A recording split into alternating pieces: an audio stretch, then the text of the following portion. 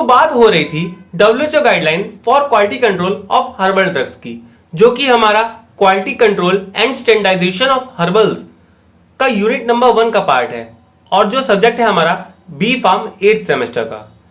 इसके नोट्स वगैरह आपको मिल नहीं रहे हैं, ऐसे बहुत से कमेंट्स हमारे पास आए थे, तो फॉर्मेशन ने सोचा कि क्यों ना आपको इसका वीडियो और पूरे के पूरे नोट्स जल्दी से जल्दी प्रोवाइड किए जाएं।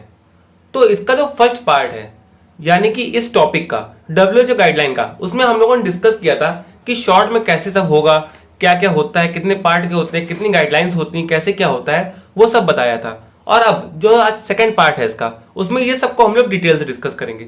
पर उसके पहले hello and welcome friends to your YouTube channel formation. Your इसलिए क्योंकि आपका है, हम एक माध्यम है बस इस नॉलेज को आप तक पहुंचाने के लिए। तो चलिए स्टार्ट करते हैं आज का टॉपिक।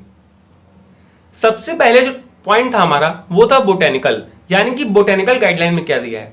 तो उसमें जो पॉइंट्स हैं वो है सेंसरी इवैल्यूएशन, यानी कि क्या होता है सेंसरी इवैल्यूएशन, वो चीजें जो हम लोग सेंस कर सकते हैं, यानी कि हम लोग सुन सकते हैं, स्मेल कर सकते हैं, टच कर सकते हैं, टेस्ट कर सकते हैं, जो हमारे सेंस ऑर्गन से हम लोग पता कर सकते हो, वो है हमारे सेंसरी इवैल्यूएशन, यानी कि सेंस करके किसी भी चीज को चेक करना या एनालाइज करना। It is a scientific method by which we can measure and analyse any product by sense of sight, smell, taste, touch and hearing. कोई भी हमारा एक मेजरमेंट करना या एनालाइज करना किसी प्रोडक्ट को साइट करके, देख के, स्मेल करके, टच करके या सुन करके, ये एक हमारा साइंटिफिक मेथड है। जो हमने आपको पहले बताया वही यहां पे भी लिखा है। द कोर्सनेस और fineness of powder is classified according to the aperture size of mesh. ये थोड़ा लेबोरेटरी मेथड वाला चीज आ गया यहाँ पे। जो हमारी कोर्सनेस यानी कि मोटाई या पतला, जो फाइननेस है हमारी किसी पाउडर की, मेडिकल पाउडर की, वो हमारा क्लासिफाई कैसे होती है, जो मैश का अपर्चर साइज है उससे, या पहले ही जमाने से पढ़ते हुए आ रहे हैं, फर्स्ट सेकंड सेमेस्टर से ही समझ रहे हैं सब, ठीक है। नेक्स्ट हम लोग का पॉइंट था फॉरेन मैटर, मतलब कि ये हमारा बाहर का चीज है, मतलब कि ये पेन हमारा बाहर का है और ये हमारी कॉपी है पूरी अंदर की चीज। ये आपका है पूरा मटेरियल जो पूरी कॉपी है, और ये हमारा फॉरेन मैटर आके यहाँ रुक गया। तो क्या बोलेंगे कि हमारे प्रोडक्ट पे एक फॉरेन मैटर आ गया। ऐसे ही हमारा कोई भी मेडिसिनल प्लांट होता है, अगर उसमें कोई भी बाहर की चीज हमारी आ गई, कोई भी कंटामिनेशन आ गया, तो उसको हम लोग बोलेंगे फॉरेन मैटर आ गया। तो देखिए, foreign matter medicinal plant material should be entirely free from visible science of contamination. कोई भी हमारा विजिबल साइन नहीं होना चाहिए। जैसे अगर साफ सुथरा कॉपी है, अगर इसमें visible sign as a pen आ रहा है, तो हम बोलेंगे भैया इसमें फॉरेन मैटर ऐसे ही पड़ा है, क्या दवाई देंगे हमको, ठीक है। इंसेक्ट्स या मोल्ड या कोई भी कंटामिनेशन नहीं आना चाहिए। और ये चीजें बहुत आसानी से आ जाती हैं क्योंकि हमारे हर्बल हैं, पेड़ पौधों में रहते हैं, और मोल्ड्स और इंसेक्ट तो अपने आप आएंगे। नेक्स्ट हम लोग बात करेंगे मैक्रोस्कोपिक इवैल्यूएशंस की। ये क्या होते हैं? देखिए, मैक्रोस्कोपिक इवैल्यूएशन हमारे वो होते हैं जिनको हम लोग आंखों से देख सकते हैं। कोई मैग्नीफाइंग ग्लास, कोई भी इंस्ट्रूमेंट की यूज नहीं पड़ता है यहाँ पे, ठीक है।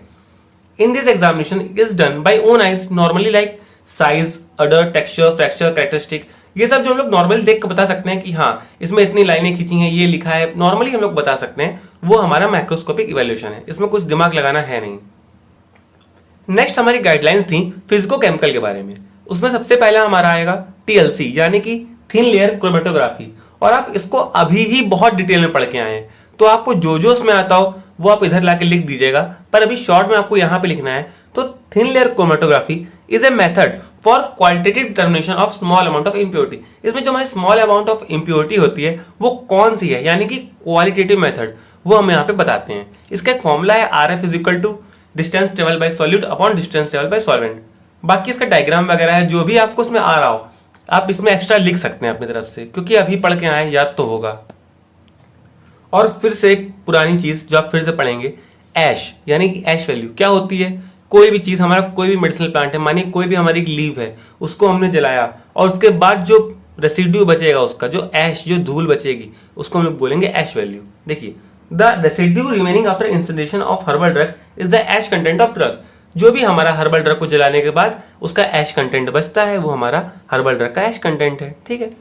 It represent inorganic salts naturally acting in drug and any radiation identification. देखिए कि जितने भी हमारे इनऑर्गेनिक सॉल्ट्स जो पहले से ही हमारे ड्रग में प्रेजेंट होते हैं, ये उसको भी बताता है, और कोई अगर एडल्ट्रेशन आ गया है तो उसको भी ये ऐश वैल्यू बता देता है हमारा। नेक्स्ट पॉइंट है हमारा एक्सट्रैक्टेबल मैटर। ये क्या होता है? देखिए, the method determines the amount of active constituent extracted with a solvent from given amount of sample. क्या बोलता है, देखिए कोई भी हमारा एक्टिव कांस्टेंट है जो एक्सट्रैक्ट हो रहा है सॉल्वेंट से किसी भी सैंपल में जाने के लिए, वो एक्सट्रैक्टेबल मैटर है। सिंपल सी बात है, पहले से पढ़ के आए सब जानते हैं। दो मेथड होते हैं, हॉट एक्सट्रैक्शन और कोल्ड एक्सट्रैक्शन। कोई नई चीज आपको बताएं लैक्स में है नहीं अभी तक।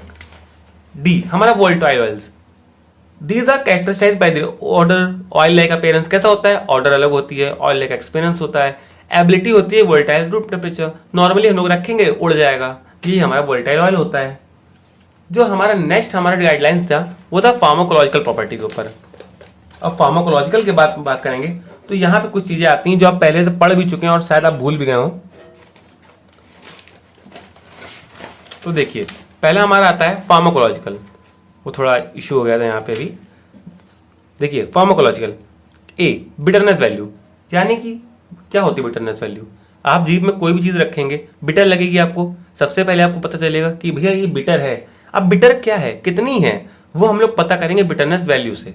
The bitterness property of plant material are determined by comparing the threshold bitter concentration of an extract with dilute solution of quinine hydrochloride.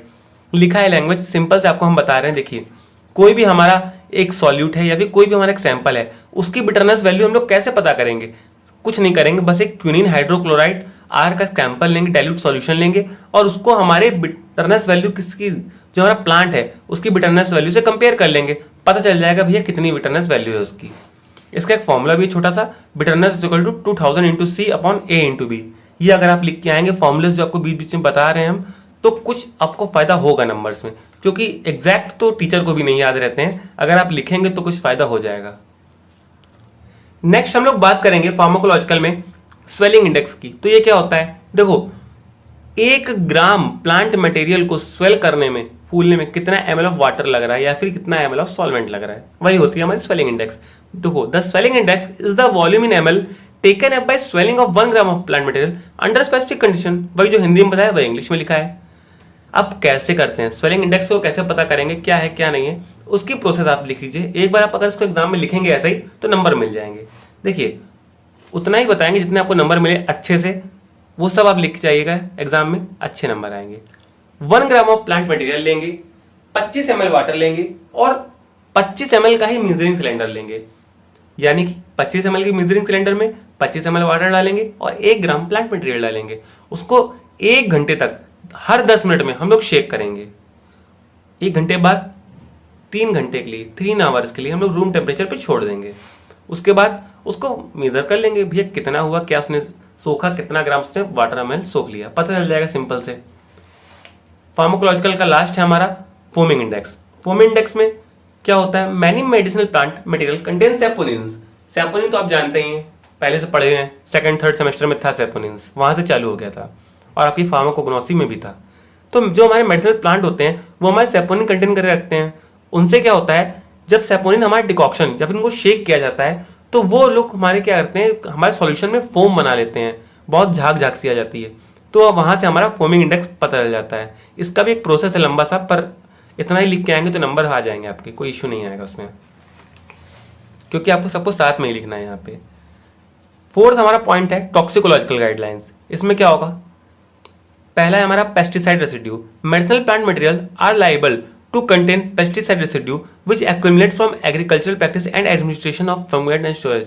देखो जो मेडिसिनल प्लांट मटेरियल होते हैं हमारे, उनमें हमारा पेस्टिसाइड रेसिड्यू जो हमारा बहुत आराम से आता है, क्योंकि देखो भाई खेत में उग रहे हैं, कहीं भी जंगल में उग रहे हैं, एग्रीकल्चरल प्रैक्टिस हो रही है, कुछ भी हो रहा है, आ गए, स्टोरेज रखा, उड़ रहा है, कुछ भी हमारा एनवायरमेंट में आ गया, पेस्टिसाइड कहीं से भी आ सकते हैं, बहुत ही ज्यादा केयर करनी पड़ती है इसके लिए हमें।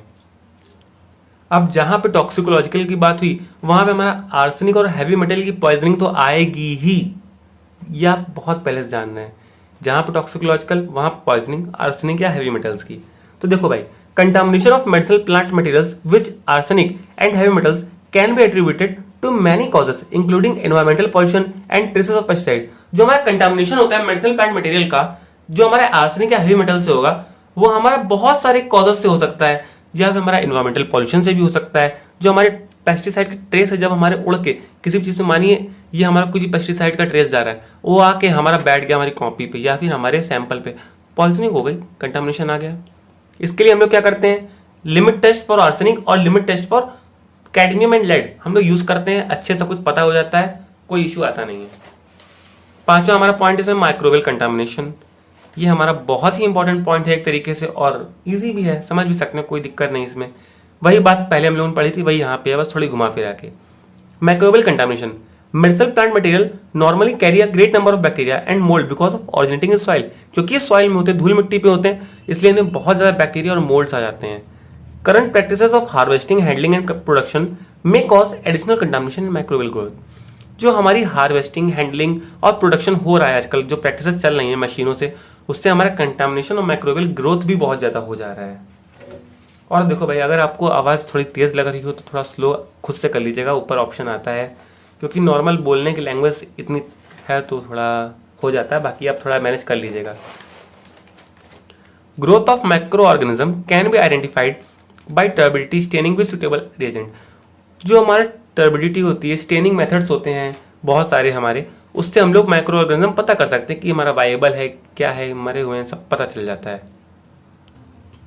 अब रेडियो एक्टिव कंटामिनेशन, ये क्या होता है? Certain amount of exposure to ionising radiation can not be avoided. जो हमारा आयनाइजिंग रेडिएशन है, जो रेडिएशंस आ रही हैं, वो हम रोक ही नहीं सकते ना, लाइट तो आएगी कहीं से भी आ जाए। Since there are many sources including radio nucleotide occurring naturally in ground and atmosphere, जो हमारे रेडियो न्यूक्लियोटाइड्स होते हैं वहां से आता है, एटमॉस्फेयर से इधर उधर से आ ही जाता है। A generalised method of measurement is so far not available. देख रहे हो, इतनी टेक्नोलॉजी हमारी डेवलप हो गई, फिर भी जो हमारा जनरलाइज्ड मेथड है, इसके लिए हमारा अब तक आया ही नहीं है। पता कर लेते हैं इधर उधर से हम लोग, पर एक पर्टिकुलर नहीं है इसके लिए। अब हमारा नेक्स्ट टॉपिक है evaluation of commercial crude drugs. इसके बारे में हम नेक्स्ट लेक्चर में बात करेंगे और पूरी कोशिश करेंगे कि नेक्स्ट लेक्चर में इसको खत्म कर दें यूनिट को। तब तक के लिए हमारे साथ रहिए, चैनल को सब्सक्राइब करके रखिए। पूरे नोट्स बहुत ही जल्दी हमारी वेबसाइट पे भी अपलोड होंगे और पूरी प्लेलिस्ट आपको यूट्यूब पे मिल जाएगी। तब तक के लिए हमारे साथ रहिए।